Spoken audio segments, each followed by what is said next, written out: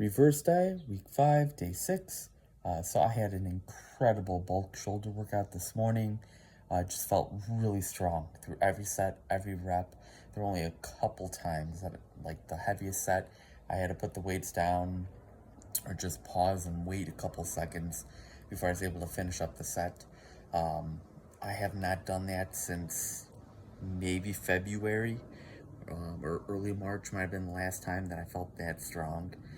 So just very encouraged with just the calories going up, the protein going up, the fat going up for energy, that I am just starting to see it in my workouts, my lifts. 3 weeks from today, on the 31st of August, I will be getting a DEXA scan, and I'm very excited and encouraged to see just how much muscle mass I will have put on by that point in time. Tomorrow is an arm workout, so doing the bulk arms from the Body Beast series. It's a lot of just biceps, triceps, a little bit of forearms as well. Did my cardio for the last time this week, this morning, so no cardio tomorrow, but just all in all, just super happy with how things are going, with my mindset, and just have a plan, stick with your plan, even if you think your plan isn't quite working, just stick with it. You've got to stick with these plans for at least, I would say, a 90-day period. After the 90 days, you can then reassess your just your results, and if it's not quite up to standard or what you were hoping it to be, then you can just readjust from there. That's what I do. I always do 90-day chunks or 3 months at a time. And then towards the end of that third month, or that getting close to that 90th day, I'll take a look at all my data, my results, and from there I'll either pivot or double down on what my plan was, or just slightly make little micro adjustments to the plan for the next 90 days. So that's my suggestion. Even if you're only 2, 3, 4 weeks in, you're not quite seeing the results you want, just keep going. Sometimes the body is confused, doesn't know what's going on, it's stressed out, so it's going to hold on to some water weight or extra weight, make you look puffy, make the numbers on the scale not go in the right direction. So just stick with it. Eventually the body will adjust and adapt, and then you'll get the results that you're looking for. Even if you start something and in the first 2 weeks you put on 10, 15, 20 pounds. Now, if you're planning to eat, McDonald's 3 times a day, or any type of fast food or ultra processed foods, I do not recommend that. Now, if you are already doing that 3 times a day, and your goal for the next 90 days is to do that 2 times a day, I applaud you. That's great. You're headed in the right direction. In fact, what I would do is maybe for the first month or the first 4 weeks, do 2 times a day. Then the next 4 weeks or next month, then go to 1 time a day. And then that third month, go to no times a day, or maybe just 1 time at the end of the week for a little treat. And then after that, you want to eventually phase out and not eat any fast food. I have not had fast food in 3, 4 years maybe. And I remember last time I had it, that was the first time I had had fast food in years, and just did not feel good, felt very sick. And that's one thing, when your body is cleaned up and your diet is super dialed in and healthy, and you're exercising, prioritizing sleep, when you do eat something that's not healthy, you will feel it, and it'll hit you hard. And it's really hard to describe it to people who eat like that all the time, because their body's so blind, as I like to say, nose blind, that they don't understand. So it's kind of like, let's say your house smells and just has a really weird smell about it, but you lived in that house pretty much your whole life. You don't even notice the smell because you're constantly in it. You live in it, and you're nose blind to it. But then summer comes, you're like, you know what? I'm going to go on a 2 or 4 week vacation. And you go away for 2 weeks or 4 weeks, and then you come back. The first thing that's going to happen when you step into your house is you're going to go, man, what is that smell? And that's what it's like when you eat healthy for a long period of time. You cut out all the junk, all the ultra processed foods, the fast food, the crap. You start to clean up your diet. You start to feel better. You have the energy to work out. You're sleeping better. You're recovering better. It's pushing you to keep going.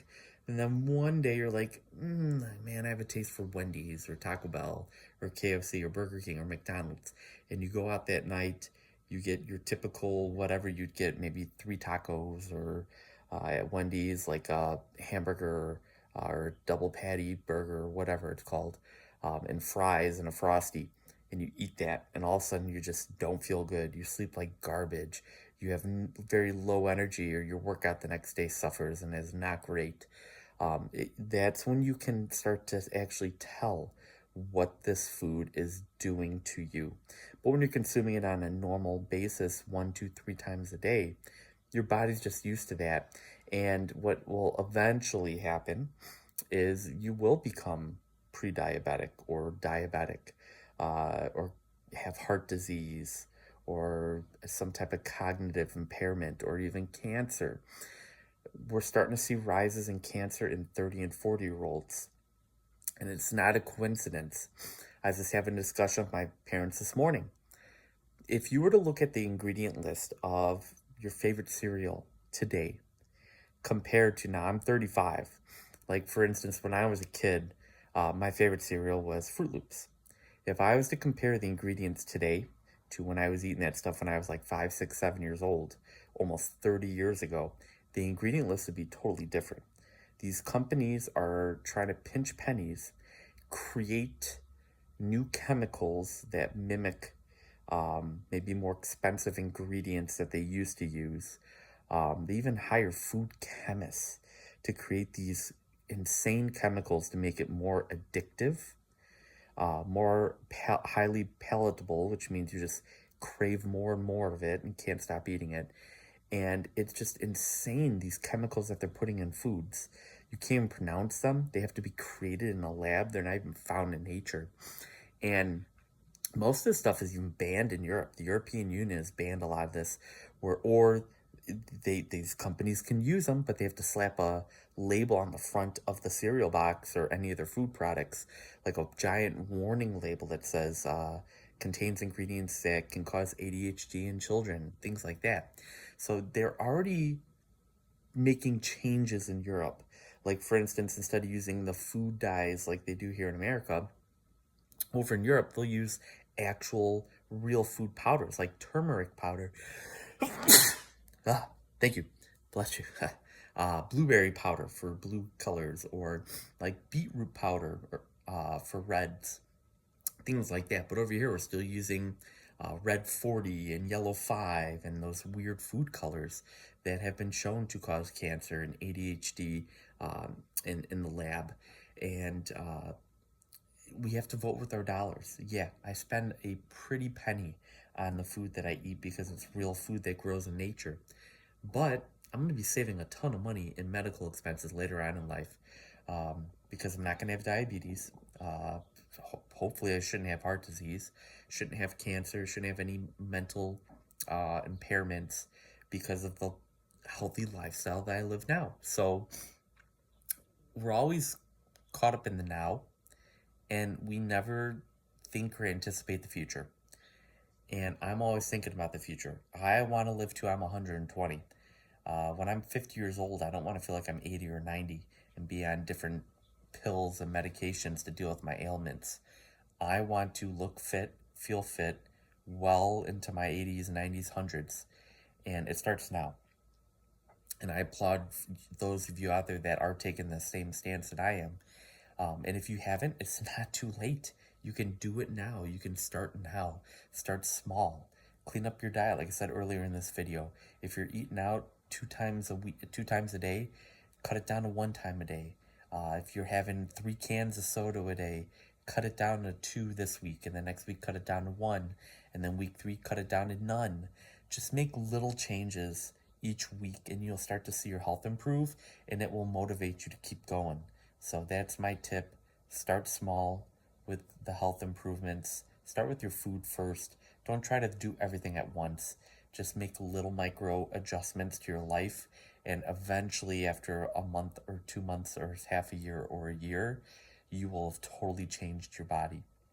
Well, please keep it locked in here on my channel and like and subscribe and continue to follow along with me as I now go through this reverse diet following my ketogenic bodybuilding prep. And I'll see y'all tomorrow.